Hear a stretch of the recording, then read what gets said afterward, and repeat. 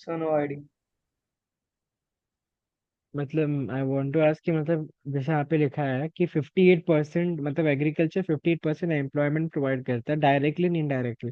Directly समझ में आता है जो फार्मर वगैरह हैं और जो पेस्टिसाइड स्प्रे करते हैं वगैरह ये लोग। इनडायरेक्टली कैसे एग्रीकल्चर एम्प्लॉयमेंट प्रोवाइड करता है, ऐसा पूछ सकते सप्लायर्स क्रिटिकल थिंकिंग। ऐसा कुछ। Sorry. Like I am not sure.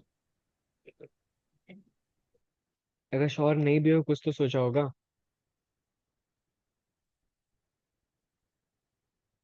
Priyanshi. And like the इससे जैसे for example you need water to irrigate the crops, so water supply करने के लिए या फिर पानी डालने के लिए पीपल आर देयर, ओके। ऐसा कुछ एकदम। प्रियांशी यू हैव एनी मतलब आइडिया? जो, हाँ, जो फार्म से मार्केट में ट्रांसपोर्ट करते हैं उनको भी एम्प्लॉयमेंट मिलता है, और जो एक्चुअली हम्म। मार्केट में बेचते हैं उनको भी मिलता है। या करेक्ट। प्रियांशी इलेक्टिव सब्जेक्ट कौन सा है, कमर्शियल एप्लीकेशन या physical education? Sorry sir. Elective subject कौन सा है, कमर्शियल एप्लीकेशन है कि कोई और सब्जेक्ट है? Computer science, I mean computer application. Computer application, ठीक है। ओके। तो हाँ, इनडायरेक्टली ऐसे मिलेगा कि जो ट्रांसपोर्ट करते हैं from the site of production to the site of ultimate consumption. ठीक है। मतलब तुम्हारे अनंत के पास एक अच्छा खासा खेत है, उसने अनंत ने उसमें गेहूं उगाया, चावल उगाया, ठीक है। अब अनंत ने उसको उगा तो लिया, बट अनंत है आलसी थोड़ा, वो लेके तो नहीं जा सकता मार्केट में, तो उसने किसी को बुलाया कि तुम इतना सामान लेके जाओ, जो टोटल उसका अमाउंट रहेगा से 10,000, उसका तुम 2% रख लेना, ठीक है। वैसे या 50% रख लेना, तो 5,000 तुम रखना, 5,000 मैं रखूंगा। ऐसे उसको एम्प्लॉयमेंट मिलता है। तो ऐसे कई तरीके हैं द इनडायरेक्ट एम्प्लॉयमेंट्स के। अभी तुमने मार्केट में इसको सपोज 1 टन मतलब 100 किलो से 100 किलो 1 क्विंटल तुमने चावल बेचा, 100 किलो, नॉट चावल, यू कैन से धान। ठीक है। अब वो 1 किलो का रफली प्राइस तुम्हारा हो गया, मतलब कैलकुलेट करता थोड़ा, 10,000 अपॉन 100। ठीक है, तो 100 रुपीज पर केजी हो गया। तो मार्केट में जो आदमी रहेगा वो 200 रुपीज का बेचेगा, ठीक है, बोल के बासमती है, कोलम है, वो है, ये टाइप का राइस है, वो टाइप का राइस है वगैरह। ठीक है, तो इनडायरेक्टली उसको भी एम्प्लॉयमेंट मिलता है। Now, the vast expanse of level land, rich soil, wide climatic variation suited for various types of crops, ample sunshine, and a long growing season provide the necessary conditions for the development of agriculture in India. However, the agriculture output depends on the monsoon, as nearly 55% of the area zone is dependent on rainfall. Now, importance of agriculture. तो अभी हमने देखा, एक और बार वापस से देख लेते हैं। सबसे पहले वो हम लोग को फूड प्रोवाइड करता है, बीट ह्यूमन या एनिमल, दोनों लोग को फूड प्रोवाइड करता है। As a fodder for a livestock, fodder in the sense जो जानवरों को हम लोग खाना देते हैं, वो हम लोग उसको फॉर्डर बोलते हैं। For life stock, life stock मतलब जो तुम्हारे जानवर है, तुम्हारे दोस्त को इमेजिन कर लो वो जानवर है, उसको तुम फॉर्डर दे रहे हो, ठीक है। It generates working capital for non agricultural development, supplies raw materials for agro based industries like textile, sugar, food processing, वनस्पति एक्सेट्रा। वनस्पति is not a good thing. वनस्पति की जगह हम लोग घी यूज करते हैं, ठीक है। वनस्पति like it's a very harmful thing.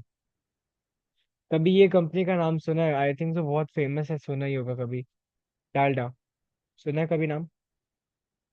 कौन सी company? Dalda, Dalda, DALDA, DALDA, Dalda. नहीं सुना? पता नहीं, सुना होगा तो याद नहीं। मम्मी से पूछना। डालडा मतलब इतना फेमस था ना, मतलब पहले, मतलब आज तक बहुत फेमस है। डालडा बहुत फेमस था, बट डालडा जो वनस्पति प्रोड्यूस करता था ना, उसमें बहुत धांधली हुआ और इतना हेल्थ के लिए खराब था कि उसे बंद हो गया। मतलब डालडा बहुत कम बिकता है, ना के बराबर, आई थिंक तो बंद ही हो गया कंपनी। ठीक है, तो वनस्पति हम लोग पहले यूज करते थे बहुत, बट उसके अल्टरनेटिव हम लोगों ने घी लिया, और भी उसके अल्टरनेटिव है, वेजिटेबल ऑयल, ये ऑयल, फलाना ढिमकाना ऑयल वगैरह। Now it provides a large part of the market for industrial goods, especially the farm inputs like fertilizers, pesticides, implements, machinery. तो ये भी एक इनडायरेक्ट एम्प्लॉयमेंट का ही पार्ट है। मतलब अगर आप एग्रीकल्चर कर रहे हैं, मतलब कुछ क्रॉप वगैरह ग्रो कर रहे हैं, तो आपको पेस्टिसाइड, फर्टिलाइजर वगैरह कुछ ना कुछ चाहिए होंगे। टूल्स वगैरह चाहिए होंगे जिससे आप कुछ उसको उखाड़ सकते, काट सकते। मशीन्स चाहिए होंगे, धान जैसे धान काटने के बाद अगर कभी नोटिस किया हो, तो धान जब कटता है तो उसको हम लोग मशीन में डाल के उसको और अच्छे से काटते हैं पूरा। Now it accounts for a substantial portion of India's exports and it provides employment to millions of people. India में मतलब मेजोरिटी चंक है ना पॉपुलेशन की, सब सब लोग एग्रीकल्चर पे उनका इनकम आता ही है। तुम्हारा घर में भी तो ऐसा कोई ना कोई होगा जो गांव में रहता है और उसका भी एक अच्छा खासा इनकम एग्रीकल्चर से ही आता है। सबके घर में है, मेरे घर में भी है, तुम्हारे घर में भी होगा, अंबानी के घर में भी होगा ऐसा कोई ना कोई जो गांव में रह के खेत वगैरह चला के उसका इनकम आता है, ठीक है। तो agriculture is like a very, you can say, a biggest employment in our country. ना इंडियन एग्रीकल्चर प्रॉब्लम्स, तो ये प्रॉब्लम्स वगैरह उतने इंपॉर्टेंट नहीं हो, बट एक बार पढ़ लेते हैं हम लोग। Now, despite a number of efforts being made for agriculture development, agricultural yield in India is still low in comparison to the developed countries of the world. This is caused by the interplay of several factors. These factors can be categorized into four groups: environmental, economic, institutional, technological. Environmental factors क्या क्या हो सकते हैं? पहला, unreliable rainfall. हर जगह मतलब बारिश का कुछ अता पता नहीं। अभी थोड़े दिन पहले देखा मुंबई में भी बारिश हो रही थी, अक्टूबर के मिड में, मतलब जनरली बारिश नहीं होती। अच्छा हाँ, रिपीट करना। मैंने क्लाइमेट चैप्टर पढ़ाते वक्त एक चीज बताया होगा कि नवरात्रि के वक्त तुम लोग खेलने जाते हो गरबा कभी कभार, उसमें से कुछ दिन जाने को मिलता है मम्मी के परमिशन से, और उसमें भी बारिश हो जाती है। इस बार नोटिस किया था? आई गेस नवरात्रि के ऑलमोस्ट हर हाँ दिन हाँ, बारिश हुई थी। हुआ था। तो ये ये it was like a retreating monsoon जो वापस आ रहा था, ठीक है। और अभी जो रिसेंट में बारिश हुई है ना, अराउंड 20th अक्टूबर के आसपास या उसके बाद में, that rainfall was due to a tropical cyclone which was generated in the Arabian Sea near the Konkan coast, ठीक है, मतलब नियर गोवा, जिसकी वजह से यहाँ पे बारिश हुई थी। बीच में लगातार 2 दिन तक जो अच्छी खासी बारिश हुई थी मुंबई में, वो that was not retreating monsoon but a cyclone which had you can say emerged in the Arabian Sea near you can say south of Konkan, south of Maharashtra, near north of Goa. Now, coming to unreliable rainfall, rainfall मतलब बहुत ही ज्यादा unpredictable है। Indian agriculture का major chunk supply का जो पानी का जो सप्लाई आता है, that comes from agriculture, this rainfall only. Nearly 55% of the net sown area continues to depend upon rainfall rather than irrigation. That is why when rains fail, agriculture production is bad affected, resulting in scarcity of food grains. तो मतलब हमारे India का जो 55% जो land है जहाँ पे उगाया जाता है, वैसे तो इंडिया में बहुत लैंड है, बट जिस लैंड पे एग्रीकल्चर होता है उस लैंड का टोटल 55% जो है is dependent upon the rains, monsoon rains, ठीक है। वो लोग मानसून रेन्स पे डिपेंडेंट है। एंड उन लोग के पास इरिगेशन फैसिलिटीज उतनी नहीं है, जिसकी वजह से अगर जिस साल बारिश नहीं होती या बहुत कम होती है तो उस साल मतलब जो फसल होती है खराब हो जाती है। लैक ऑफ इरिगेशन फैसिलिटीज मतलब like India has the largest irrigated area of the cultivated land, yet large person of the next area lakhs irrigation facilities and is dependent on monsoon. पहला चैप्टर बहुत बोरिंग है, बहुत lengthy भी है, तो थोड़ा वो होगा।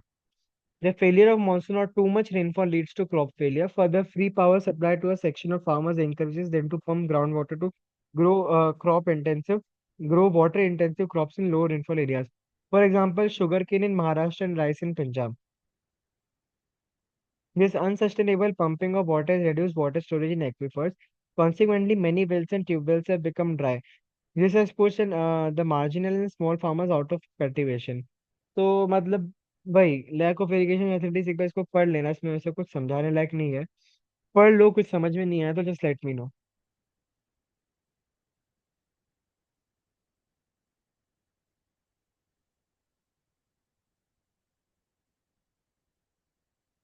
Okay, I will continue. Soil erosion, तो सॉइल इरोजन की वजह से भी हम लोग के एग्रीकल्चर को मतलब काफी कुछ नुकसान होता है, ठीक है। सॉइल हमारे इंडिया का जो सॉइल है मतलब कुछ कुछ जगह पे बहुत बढ़िया है, बट कुछ कुछ जैसे तुम लोग वेस्ट साइड में जाओगे ना, वहाँ का सॉइल थोड़ा लूज टाइप का रहता है, जिसके से सॉइल इरोजन वगैरह होते रहते हैं। तो ये अपना वो सॉइल वाले चैप्टर से रिलेटेड है। मेथड्स ऑफ कल्टीवेशन, इंडिया में हर मतलब जो बहुत ज्यादा रिमोट प्लेसेस में जो फार्मर है ना, लाइक बिहार के जो सबसे रिमोट प्लेसेस है ना, वहाँ पे अभी तक मॉडर्न टाइप्स के एग्रीकल्चर मेथड्स पहुंचे नहीं है वहां तक, उन फार्मर्स तक, जिसकी वजह से वो लोग ऐसा पुराना प्रिमिटिव मेथड यूज करते हैं, जिसकी वजह से प्रोडक्शन उतना अच्छा भी नहीं होता, सॉइल की क्वालिटी भी खराब जाती है और बहुत ज्यादा पानी वेस्ट भी होता है। बट अब जो नए मॉडर्न मेथड जा रहे हैं उसकी वजह से काफी अच्छा ज्यादा एफिशिएंट एग्रीकल्चर ग्रोथ हो रहा है, अच्छे खासे फूड ग्रेन्स वगैरह ग्रो हो रहे हैं। Demand for food crops, India में फूड क्रॉप्स का बहुत बड़ा यू कैन से बढ़ावा हो गया। यू नो फन फैक्ट, पहले के समय में लोग बाजरा और ज्वार, मेज वगैरह नहीं खाते थे? कैन एनीवन टेल मी क्यों? अपने पापा वगैरह से पूछोगे, पापा दादा से, तो पहले के समय में लोग ज्वार बाजरा और मेज ये सब नहीं खाते थे। क्यों?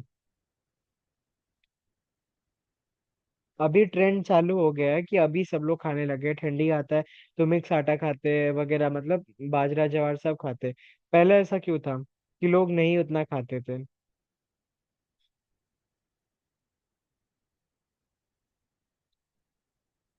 ओके, एनीवेज, तो पहले जो लोग एग्रीकल्चर करते थे पहले के समय में, वो लोग थोड़े फाइनेंशियली वीक होते थे। और जनरली उन लोग को, मतलब यू कैन से, पहले के समय में जो लोग ज्वार बाजरा ये सब खाते थे ना, उन लोग को पुअर बोला जाता था, मतलब फाइनेंशियली वीक, गरीब लोगों को कंसिडर किया जाता था। क्योंकि ज्वार बाजरा ये सब बहुत सस्ता रहता था, और कभी भी कहीं भी उगा सकते थे तुम, मतलब बिना कुछ फैसिलिटी के तुम अपने घर में गमले में भी उगा सकते थे। ठीक है। तो जो लोग ये खाते थे ना, उन लोग का, मतलब यू कैन से, फाइनेंशियल उतने स्ट्रांग नहीं थे, क्योंकि उस समय वीट आटा जो तुम अभी खाते हो बहुत महंगा था। ठीक है। आज भी वैसे महंगा है, ऐसा नहीं है। तो जो आटा था, मतलब वो लोग जो गरीब लोग थे वो लोग खरीद नहीं पाते थे, जिसके वजह से जो दूसरे, मतलब अच्छे थोड़े हाई ऊपर वाले जो क्लास के लोग थे, यू कैन से अपर मिडिल क्लास, ठीक है, या मिडिल मिडिल क्लास, ये लोग सोचते थे कि ज्वार बाजरा ये सब जो लोग है ना, ये सब छोटे लोग खाते हैं, ये सब लाइक इंफीरियर पीपल खाते हैं। ठीक है, क्योंकि ज्वार बाजरा ये सब जो है ना, ये यू कैन से वेरी हार्ड मटेरियल है, मतलब इसे पचाना बहुत मुश्किल होता है। और जो इसको पचा लेता है ना, उसका जो डाइजेस्टिव सिस्टम होता है बहुत अच्छा होता है, बहुत स्ट्रांग होता है, क्योंकि ज्वार बाजरा मेज वगैरह में बहुत फाइबर होता है। ठीक है।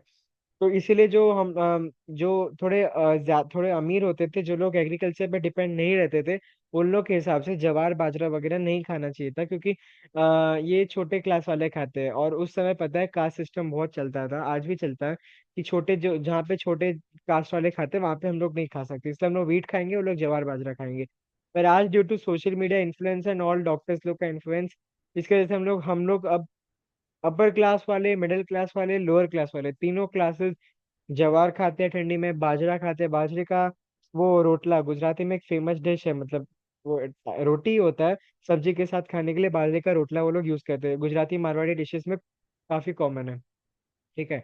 तो बाजरा हो गया, ज्वार हो गया, वीट हो गया, ये सब हम लोग खाते हैं। ठंडी जब आएगी मम्मी से पूछना, मिक्स आटा बनता है, रोटी का कलर चेंज हो जाता है, रोटी थोड़ी मोटी हो जाती है, उसको पचाना थोड़ा डिफिकल्ट होता है। वो जब मिक्स आटे या ज्वार बाजरे का खाओगे ना, 2 से 3 रोटी के ऊपर नहीं खा पाओगे, चाहे जितना तुम राक्षस ही क्यों ना हो, तुम इतना खाते हो। ठीक है। तो इसीलिए हम लोग के थोड़े सोशल इन्फ्लुएंस की वजह से ज्वार बाजरा हम लोग पहले नहीं खाते थे, पर अब हम लोग खाने लगे। एनीवेज, तो इसलिए डिमांड फॉर फूड क्रॉप्स बढ़ गया है। पहले हम लोग ज्वार बाजरा मेज ये सब नहीं खाते, ओनली व्हीट, राइस। ठीक है। अब हम लोग ऑलमोस्ट हर तरीके की पल्सेस वगैरह सब खाते हैं। और reduction in net sown area, इतना ज्यादा हम लोग ने क्या कहते हैं, कमर्शलाइजेशन कर दिया, फॉरेस्ट को कट कर दिया है, कि मतलब बहुत सारी चीजों के लिए हम लोग का जो नेट सोन एरिया है वो काफी कम हो चुका है। ठीक है। हम्म। Now coming, ये सब you can read it on your own. Institutional factors, small and fragmented land holdings. Majority of land holdings in India are very small. These small and fragmented land holdings cannot promote modern agriculture. These owners are poor. They do not generate enough income to buy new farm machinery or make heavy investment. Therefore, no scientific cultivation with improved techniques and seeds can take place. Okay. Exploitation of farmers. Land tenure system is another important reason for low productivity in India. Under the zamindari system, the cultivator was only a tenant who could be turned out of the land. Even though zamindari system has been abolished, but its effects have not been completely wiped out. There is a section of landowners who act as absentee landlords and get their cultivation done through tenants and sharecroppers. Besides the tenants, a large number of landless laborers also exist. They are paid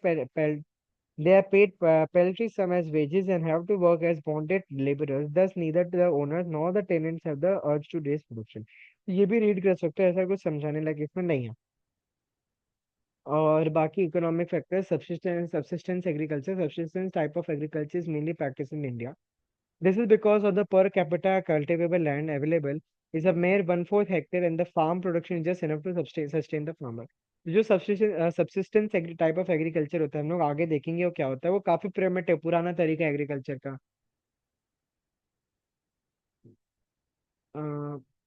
okay, या तो subsistence जो agriculture है, type of agriculture है, वो काफी primitive है, काफी पुराना तरीका है, एंड वो थोड़ा उतना एफिशिएंट नहीं है। और इंडिया में जो जैसे हम लोग इंडिया में ना पर कैपिटा इनकम भी होता है।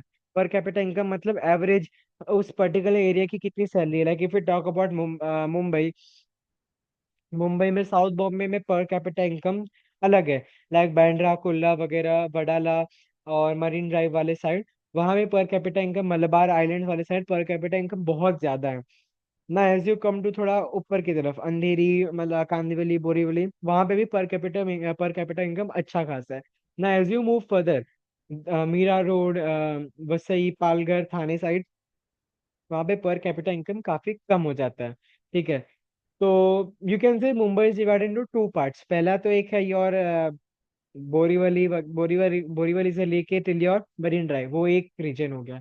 एंड दूसरा इज योर यू कैन से मीरा रोड के आगे का रीजन, ठीक है, दहीसर ईस्ट वगैरह के आगे का रीजन जो है वी कंसिडर इट इज थोड़ा बैकवर्ड टाइप का एरिया, नाला सोपारा वसई विरार, ठीक है। तो वहां पे जो पर कैपिटा इनकम है is very much less as compare to other part of Mumbai, ठीक है। तो हाँ, और वैसे ही पर कैपिटा इनकम की तरह एक होता है पर कैपिटा कल्टीवेबल लैंड। तो हर पर्सन के पास जो भी फार्मर होता है उसके पास कल्टीवेबल लैंड जो होता है वो अलग अलग डिपेंड होता है। Now if you talk about Purvanchal, Purvanchal is a region of eastern Uttar Pradesh, जहाँ पे वाराणसी, जौनपुर, प्रयागराज, मिर्जापुर वगैरह ये सब आते हैं। वहाँ पे सबसे ज्यादा यू कैन से पर कैपिटा कल्टीवेबल लैंड है, क्योंकि वहाँ के जो लोग हैं, वहाँ पे जो लोग हैं ना, are the largest land owning groups of India. तो वहाँ के लोग के पास बहुत ज्यादा लैंड होता है एग्रीकल्चर के लिए। But now if you move towards Jharkhand side, वहाँ पे बहुत लोग हैं फाइनेंशियली उतने स्ट्रांग नहीं है, उनके पास पर कैपिटा अवेलेबल लैंड जो है वो काफी कम है। तो इसीलिए लोग बस जीने के लिए सब्सिस्टेंस एग्रीकल्चर प्रैक्टिस करते हैं, ताकि वो अपने और अपने परिवार का पेट भर सके। ठीक है, तो कुछ इकोनॉमिक फैक्टर्स ही भी है जिसकी वजह से हमारी एग्रीकल्चर थोड़ी सी पीछे जा रही है। Human elements, farmers are poor, debt ridden and uneducated. ठीक है, फार्मर्स मतलब मेजोरिटी जो फार्मर्स होते हैं, अब तो काफी ज्यादा सिविलाइजेशन मॉडर्नाइजेशन ये सब कुछ हो चुका है, सिविलाइजेशन नहीं मॉडर्नाइजेशन अर्बनाइजेशन वगैरह हो चुका है, जिसकी वजह से काफी फार्मर्स पढ़े लिखे हैं, जो पढ़े लिखे नहीं थे वो भी काफी हद तक एजुकेटेड हो चुके हैं।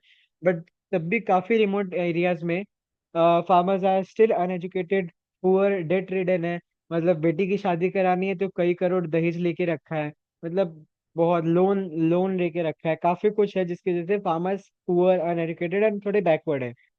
They do not follow the modern techniques of farming, क्योंकि वो कर ही नहीं पाएंगे, उनके पास इतना पैसा नहीं है कि वो बड़े बड़े मशीनरी, बड़े बड़े ट्रैक्टर वगैरह कुछ खरीद पाए। Nor can they purchase modern equipment due to the lack of marketing facilities and non-availability of loans or fair rate of interest.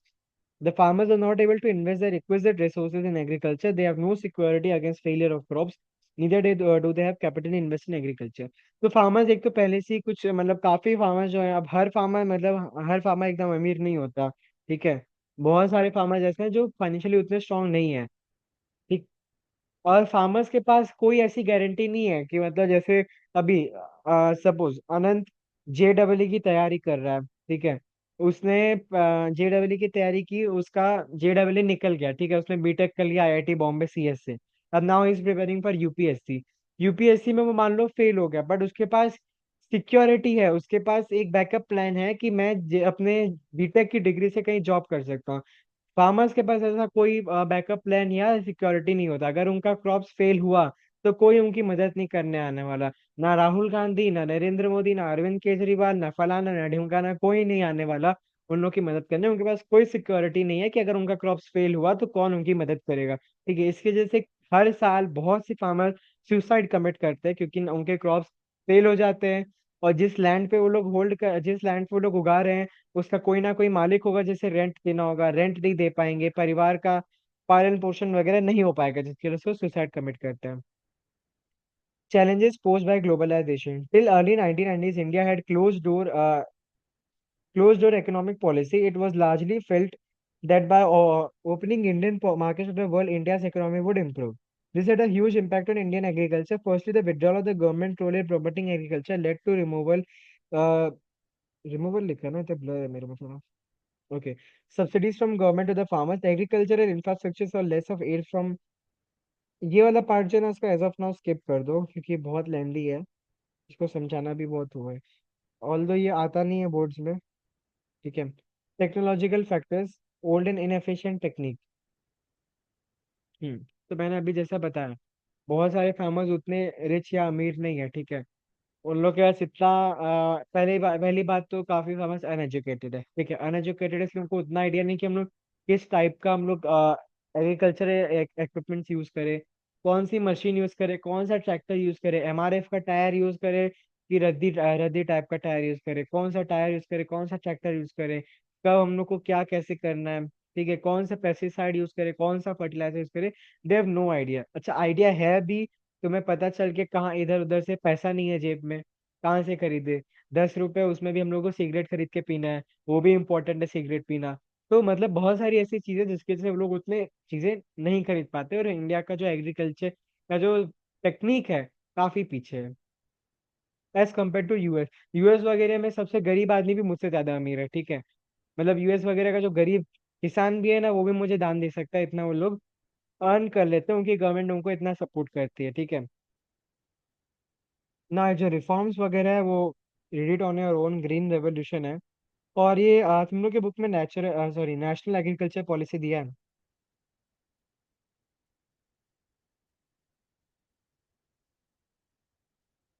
Hello. तुम लोग मीटिंग में हो ना कि मैं कब से बक बक कर रहा हूँ. हाँ सर, है। हाँ हाँ ठीक है. नहीं है, हाँ. मेरी बुक में नहीं है। हाँ तो फिर नहीं होगा. Neither mind.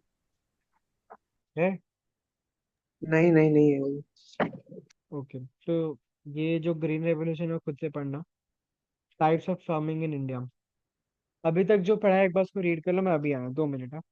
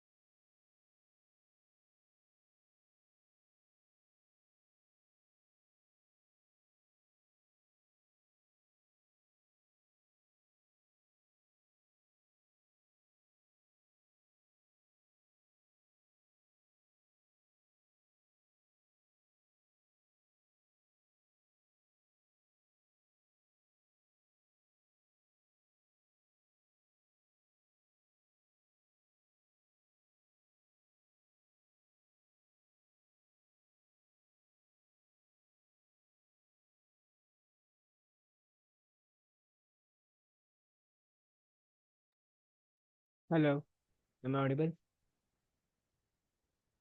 पढ़ लिया?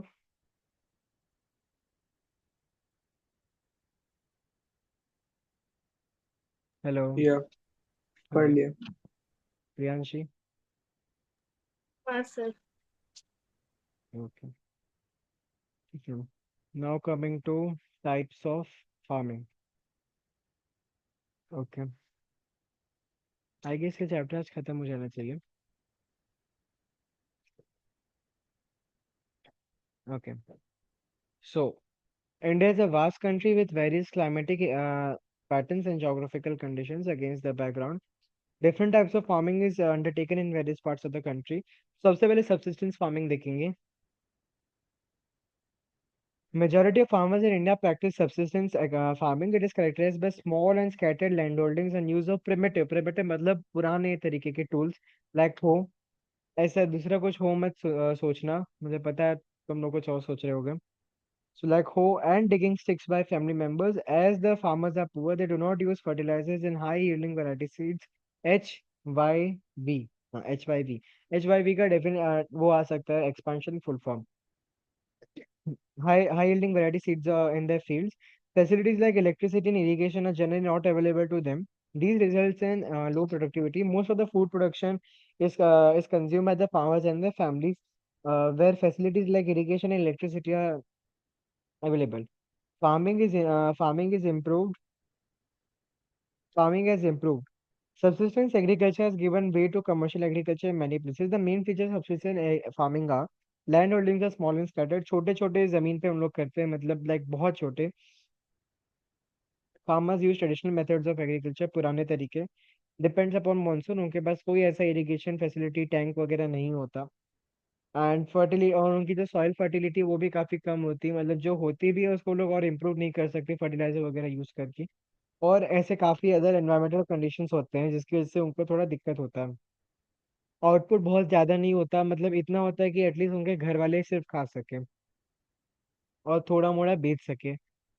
This there is a dominance of food crops and there is never surplus of the market, ठीक है। तो फूड क्रॉप्स हमेशा रहता है, सब्सिस्टेंस फार्मिंग में ग्रो होता है।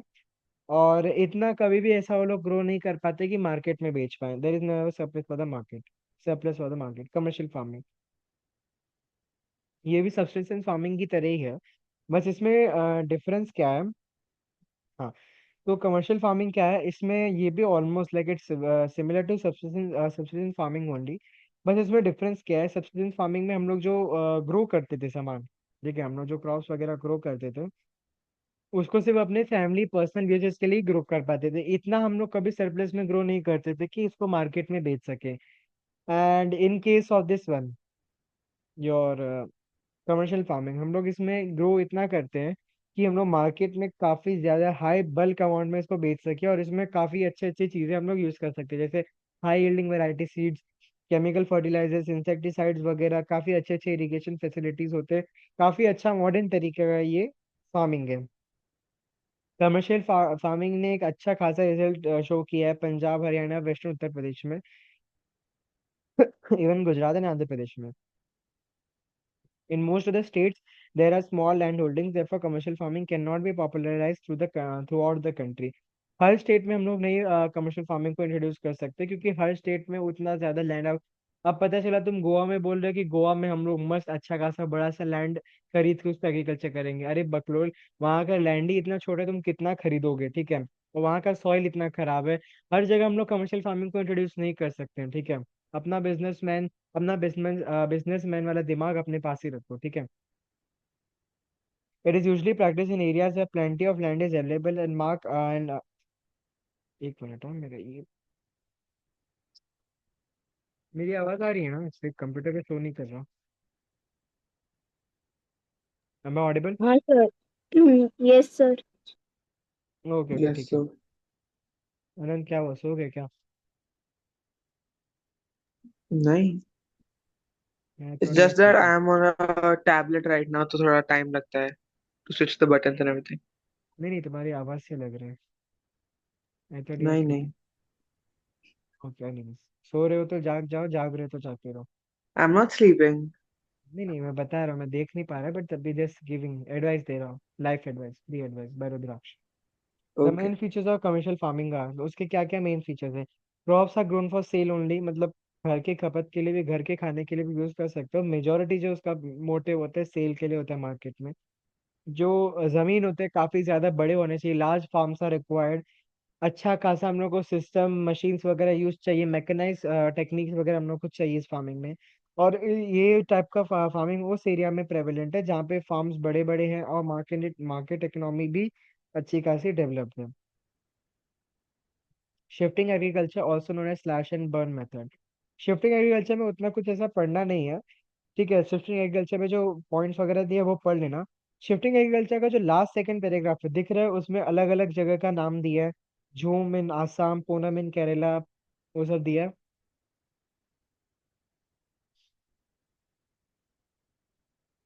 Can you see it? Yeah. Okay, तो वो दिख रहा है ना, this type of cultivation is known by different names in different regions in India, like jhum in Assam. Priyanshi तुम्हें भी दिख रहा है बुक में? हाँ सर। हम्म। तो in different regions of India like jhum in Assam, Poonam इन केरला, पोदो इन आंध्र प्रदेश वगैरह, कोमन, ये जो है ना बहुत बहुत बहुत बहुत बहुत मतलब बहुत ज्यादा इंपॉर्टेंट है। स्कूल में 110% चांस है पूछेंगे, बोर्ड्स में भी 210% चांस है कि पूछेंगे, बहुत इंपॉर्टेंट है। ठीक है, स्पेलिंग अच्छे से देख लेना।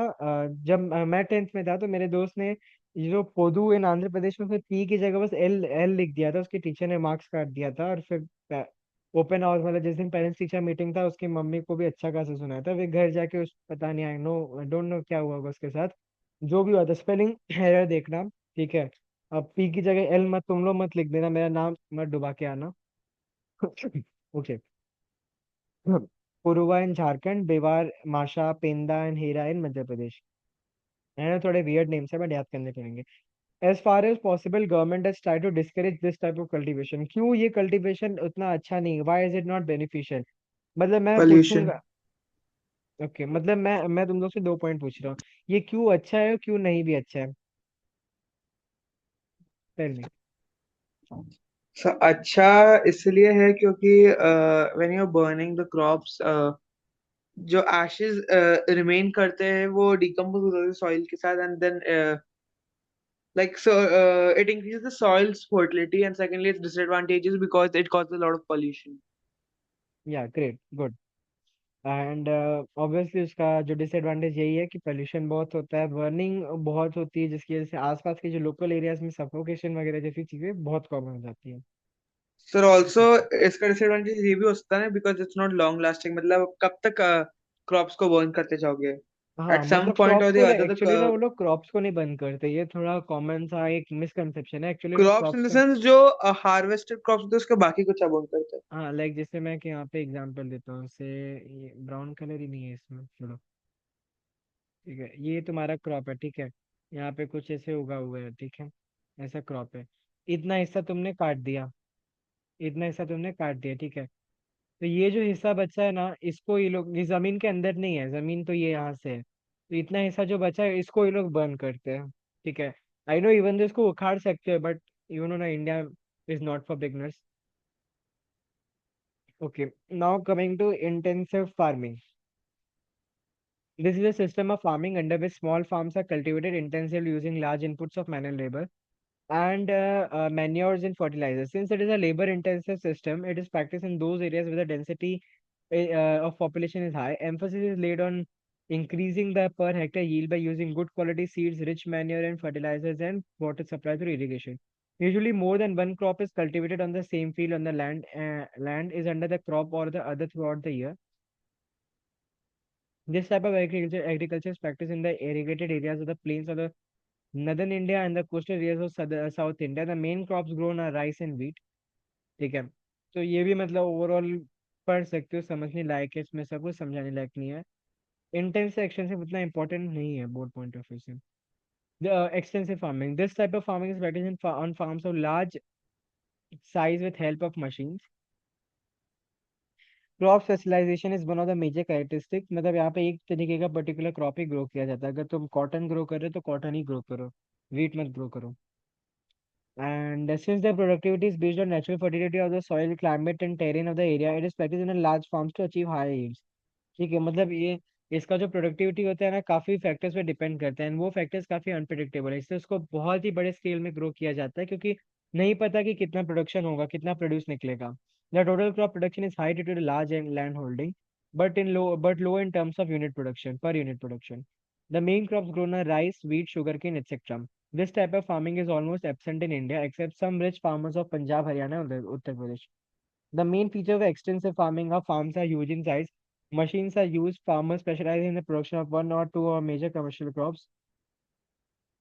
It is highly capital intense. Crop yield is high when large surplus for sale due to less use of chemical fertilizers and pesticides is an environmental friendly method. Okay. अब last के दो types बचे, plantation farming and mix farming. तुम्हारे text book में शायद से organic वगैरह भी दिया होगा ना?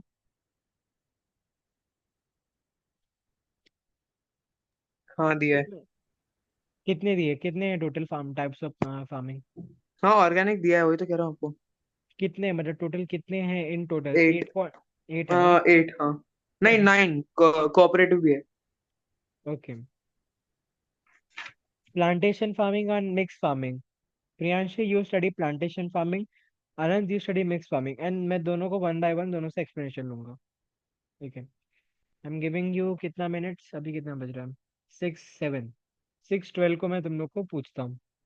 5 मिनट के अंदर इसको पढ़ लो, समझ लो, जो करना है कर लो, उसके बाद मैं एक्सप्लेनेशन लूंगा.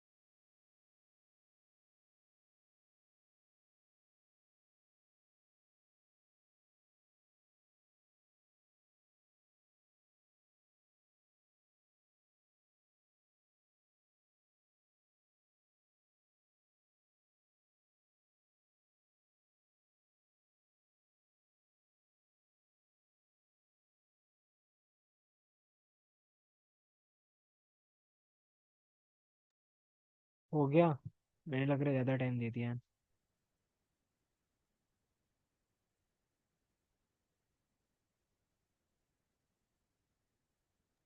हाँ सर, हो गया. Anant, are you joining from another device as well?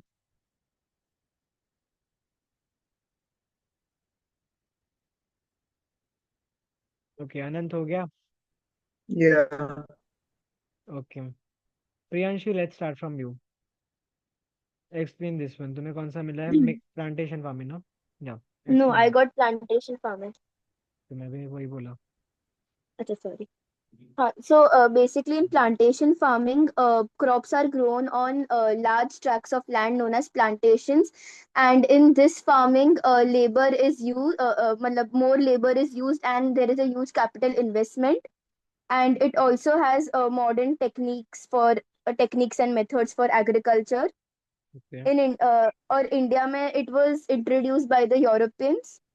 हम्म. फिर इसके जो भी क्रॉप्स मिलते हैं ना प्लांटेशन फार्मिंग में से, that are means these are usually exported. Mainly cash हाँ, और क्रॉप्स। बर्ड्स। हाँ, कैश क्रॉप्स।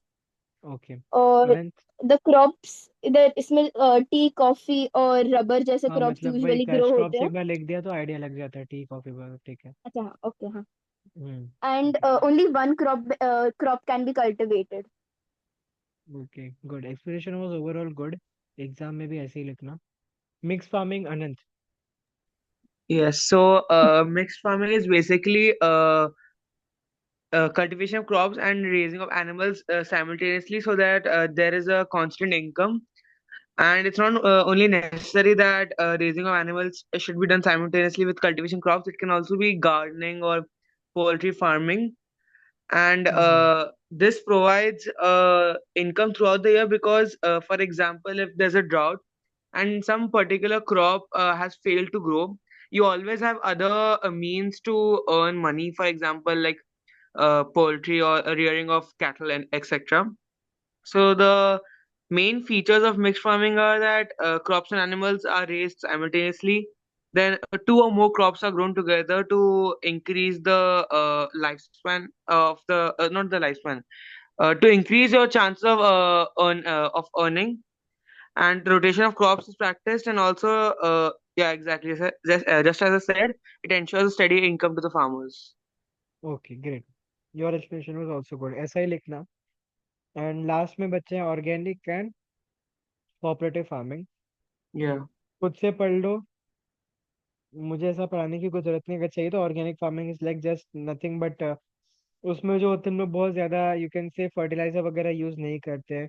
मैन्योर के प्लेस में हम लोग मतलब जैसे वेजिटेबल पील्स वगैरह को बहुत ज्यादा यूज करते हैं, काफी ज्यादा यू कैन से हेल्दी होता है। ठीक है। एंड कोऑपरेटिव फार्मिंग खुद से देख लेना। So here the sir, completed. Just a doubt, ये जो एफएओ ने जो दिया है ना statement, is this going to be asked in the paper? Like कभी आस्क किया है या फिर पूछेंगे केस ऐसा स्टडी कुछ? में पूछ सकते हैं, case study point of view पूछ सकते हैं, पढ़ ओके। सकते हो एक बार, बट उतना इंपॉर्टेंट नहीं है। For like they can ask in section B as a case study. Okay, any other doubts आज के पूरे लेक्चर में? क्या फीडबैक था वगैरह, कुछ ऐसा डाउट्स? सर, हमारे स्कूल में तो ऑर्गेनिक फार्मिंग इम्पोर्टेंट मार्क करवाया है। हाँ तो मतलब पढ़ लेना उतना, मतलब बोर्ड इतना पूछता नहीं है, वेटेज उतना नहीं है। लाइक इफ यू सी 2024 का बोर्ड पेपर, उसमें उतना नहीं था। 2023 का बोर्ड पेपर, उसमें उतना नहीं था। 2024 का स्पेसिफिक में उतना, उसमें उतना नहीं था। ठीक है। वैसे भी हम लोग का मेन मोटिव क्या है, हम लोग जो 5 chapters climate, soil, envi, water, transport, ये हम लोग अटेम्प्ट करने वाले सेक्शन बी में। बैकअप में उन्होंने वेस्ट मैनेजमेंट रखा है और कन्वेंशनल नॉन कन्वेंशनल रखा है, मिनरल रिसोर्सेज वाला चैप्टर। ठीक है। तो एग्रीकल्चर किसी भी पॉइंट ऑफ व्यू से ना हम लोग को सेक्शन ए में अटेम्प्ट करना ही नहीं है। सेक्शन ए में सिर्फ 1 या 2 क्वेश्चन आएंगे, वो भी इस चैप्टर से तो नहीं आने वाला एमसीक्यू, बहुत कम चांस है कि आएगा। ठीक है, बट तब भी पढ़ लो। Now okay. Next lecture will start with agriculture part 2, food crops. तो आज के लेक्चर में कुछ डाउट्स वगैरह कुछ था? नहीं sir, could you just explain cooperative farming एक बार थोड़ा? कोऑपरेटिव फार्मिंग एक्चुअली मेरे पास टेक्स्ट बुक में नहीं है, इसलिए just send me that picture. Yeah just a minute.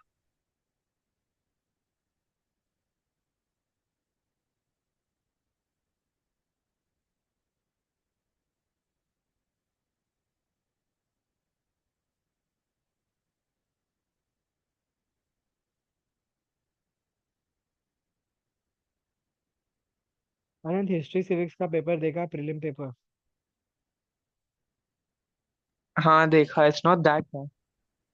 Sorry? It's not that tough, मैंने देखा पेपर। टफ नहीं है? नहीं, नॉट दैट मच। मतलब इतना भी easy, it's a normal paper. इतना टफ तो बनाने की कोशिश की थी, चलो और टफ बनाएंगे। और क्या कह रहा था? ऐसे फिजिक्स। तो फिर ठीक है, फिर तो टफ है। फिजिक्स, केमिस्ट्री, मैथ्स और बायो का पेपर एक बार देख लेना, हमारे प्रीलिम पेपर्स। आईसीसी स्कीम, वो तो I guess hope so tough होगा। एंड आई होप सो कि तुम्हें 60 अप नहीं आएगा, I give you guarantee. Priyanshi, मैंने तुम्हें एक चैलेंज दिया था, याद है? हाँ सर, याद है। चैलेंज कहाँ तक पहुंचा? इन प्रोग्रेस, अभी थोड़ा टाइम लगेगा पर हाँ, होगा। मतलब चैलेंज कहीं पहुंचा भी है या निकला ही नहीं है घर से? नहीं नहीं, ऐसा नहीं है। मतलब हो जाएगा ना चैलेंज? हो जाएगा। Okay, now coming to cooperative farming. Cooperative farming refers to an organization of farmers with farmers. ये एक्चुअली ना कमर्शियल एप्लीकेशंस का पार्ट है। कोऑपरेटिव सोसाइटीज क्या होता है ना, कोऑपरेटिव सोसाइटीज एक तरीके के यू कैन से सोसाइटी होते हैं जिसमें एक ग्रुप ऑफ पीपल होते हैं जो फाइनेंशियली वीक होते हैं, थोड़े फाइनेंशियली पीछे होते हैं। वो लोग अपना एक खुद का सोसाइटी टाइप का कुछ बनाते हैं जिसमें वो लोग पैसे इन्वेस्ट करते हैं। अब जैसे कुछ बिल्डिंग्स होती हैं अभी, जो कोऑपरेटिव सोसाइटीज होती है, ठीक है, उसमें मतलब लाइक एक कमिटी बनती है वगैरह, तो वैसे ही फार्मर्स भी एक अपना ऑर्गेनाइजेशन बनाते हैं। एक ऐसा ऑर्गेनाइजेशन बनाते हैं जिसमें लोग एक दूसरे के ऊपर इन्वेस्ट करें, मतलब invest in the sense like Anant ने 2,000 दिया, जैसे जैसे अनंत ने 2,000 दिया, प्रियांशु ने 2,000 दिया, मैंने 2,000 दिया, ठीक है, टोटल 6,000 हो गए। अब वो 6,000 हम लोगों ने डिसाइड किया कि अनंत लेके जाएगा। अनंत ने कुछ 6,000 का यूज किया, उसने अपना अच्छा खासा मशीनरी खरीदा, ठीक है। 4,000 उसने अपने साइड से लगाया, 10,000, ठीक है, 10,000 टोटल उसका खर्चा हुआ। फिर उसने एग्रीकल्चर प्रोड्यूस लिया, एग्रीकल्चर प्रोड्यूस 50,000 का निकला, तो 50,000 में से उसने 6,000 वापस तो कर दिया, मान लो थोड़ा इंटरेस्ट से 10,000 एक्स्ट्रा और कर दिया, ठीक है, 16,000, बाकी उसका प्रॉफिट हो गया। समझ में आया? हाँ, each member farmer owns his, समझा नहीं, could you repeat? I didn't understand. Like suppose मेरा मतलब मैं, प्रियांश और अनंत, हम तीनों का एक ऑर्गेनाइजेशन है, फार्मर ऑर्गेनाइजेशन। मैंने दो, हम ऑर्गेनाइजेशन में हम लोगने एक बैंक बनाया, मतलब एक अपना खुद का पर्सनल बैंक, वो कोई आईसीआईसी वगैरह नहीं, एक खुद का, बस हम तीनों के बीच में रहता है, ठीक है। मैंने उसमें 2,000 डाला, प्रियांशी ने उसमें 2,000 डाला, अनंत ने 2,000 डाला अक्टूबर में। नवंबर में फिर हम लोगों ने 2-2 हजार डाला, दिसंबर में फिर हम लोगों ने 2-2 हजार डाला, ऐसे 3 महीने हम लोगों ने किया। तीनों ने टोटल कितना हो गया? 18,000, ठीक है। 18,000 हमारा वो पर्सनल बैंक में हो गया। तो अभी हम लोगों ने मीटिंग किया, हम तीनों ने, हम लोगों ने डिसाइड किया कि ये पैसा कौन लेके जाएगा, मतलब अभी पैसा कलेक्ट हो गया, इसको रखने से फायदा क्या, कोई लेके जाए कुछ इन्वेस्ट करे तो उसका कुछ मतलब होगा ना। तो हम लोगों ने डिसाइड किया कि अनंत लेके जाएगा, और अनंत ने हम लोगों को प्रॉमिस किया कि ये 18,000 जो लेके जा रहा है वो 25,000 करके तुम्हें देगा, ठीक है। तो तुमने, अनंत ने लेके गया 18,000, अनंत ने 18,000 से मशीन्स खरीदे अपने फार्मिंग लैंड के लिए, फिर फर्टिलाइजर वगैरह खरीदे 18,000 का। और उसने फिर उस महीने उसका एग्रीकल्चर प्रोड्यूस अच्छा हो गया, से 50,000 का एग्रीकल्चर प्रोड्यूस हो गया, ₹50,000 का, जिसमें से उसने 25,000 तो बैंक में डाल दिए, ये अपने जो सोसाइटी है, जो हम तीनों का एक पर्सनल बैंक है, और उसने बाकी का 25,000 उसने अपने प्रॉफिट में यूज कर लिया, ठीक है। तो इनडायरेक्टली हर फार्मर को ऐसे प्रॉफिट होगा। अब जो 25,000 कलेक्ट हुआ है उसमें हम लोग 2-2 हजार फिर डालेंगे। सपोज प्रियांशी लेके गई, प्रियांशी ने यूज किया, फिर वो थोड़ा सा और इंटरेस्ट लगा के वापस हम लोग को पैसा करेगी, तो ऐसे। समझ में आया? हाँ, आप समझ आया। Okay. So each member farmer owns his land individually but carries out all the farming activities jointly with other member farmers. But profit is distributed in the ratio of land owned by each farmer. In short, cooperative farming is a shared farming venture to address common challenges and provide mutual benefit. ठीक है, हम लोग मतलब एक दूसरे को benefit provide कर सके, एक दूसरे को पैसा अच्छा खासा हम लोग सपोर्ट कर सके। कोऑपरेटिव फार्मिंग का एडवांटेज क्या होता है कि इसमें स्मॉल फार्मर्स का जो ग्रुप होता है, एक साथ वो लोग आ सकते हैं और अच्छा खासा इनकम अपना अर्न कर सकते हैं। It enables to negotiate for better prices, diffuse risk, and share knowledge, skills, and labor. It improves the quality of life of member farmers. It enables them to arrange time off, take care of children, get help in the form of extra hands when needed. ठीक है, तो समझ में आया? इसका advantage समझ में आया कि एक्सप्लेन करो फिर से? तो थर्ड वाला से एक्सप्लेन कर दो। थर्ड वाला। हम्म। ओके। तो जैसे ही तुम ये कोऑपरेटिव में जो हम लोग का एक सोसाइटी है, हम तीनों का तुम ज्वाइन करते हो, तो तुम्हारे पास एक अच्छा खासा बैकअप प्लान हो जाता है, मतलब तुम्हें अच्छा खासा पैसा भी मिलेगा, मतलब लाइक हम तीनों ने इन्वेस्ट किया तो तुम्हें भी अच्छा खासा रिटर्न्स मिलेगा, ठीक है। प्लस तुम्हारा स्टाइल ऑफ लिविंग स्टैंडर्ड एक स्टैंडर्ड हो जाएगा। पहले आनंद झोपड़ी में रहता था, अब आनंद बंगलो में रहता है, ठीक है, तो तुम्हारा स्टैंडर्ड ऑफ लिविंग भी चेंज होगा।